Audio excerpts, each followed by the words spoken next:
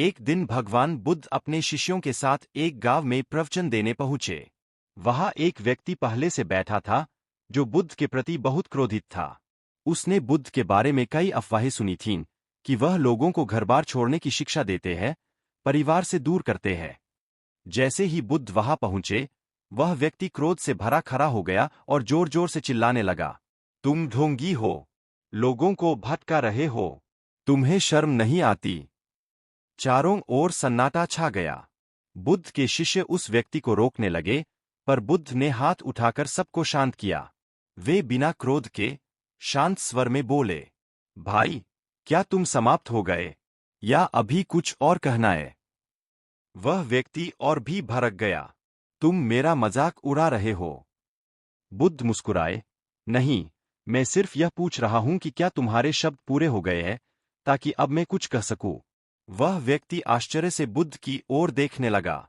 बुद्ध बोले, अगर कोई तुम्हारे पास कोई उपहार लाता है और तुम उसे स्वीकार नहीं करते, तो वह उपहार किसका रहता है?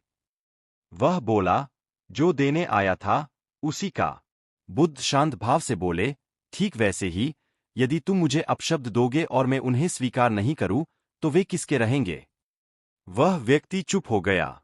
बुद्ध आगे बोले, क्रोध किसी और को जलाने से पहले खुद को जलाता है। तुम अपने मन की आग में खुद को ही कष्ट दे रहे हो। अपने भीतर करुणा रखो, तभी संसार भी सुंदर दिखेगा। उनके शब्दों में कोई आरोप नहीं था, केवल शांति थी। वह व्यक्ति कांप उठा। उसकी आंखों से आंसू निकल पड़े। वह बुद्ध के चरणों में झुक गया और बोला, मुझे क्षमा करें प्रभु, मैं अंधा था। बुद्ध ने मुस्कुराकर कहा, कोई दोष नहीं, अंधकार को कोसने से बेहतर है एक दीपक जलाना। प्रेरणा। इस कहानी से हमें यह सीखने को मिलता है कि क्रोध का उत्तर क्रोध से नहीं, बल्कि शांति से देना ही सच्चा बल है। जब कोई हमें अपमानित करे, तो हमें यह समझना चाहिए कि हम तभी आहत होते हैं जब हम उस अपमान को स्वीकार कर लेते हैं। यदि हम मन शांत रखें और प्रतिक्रिया न दें, तो किसी का भी विष हमें नहीं छू सकता।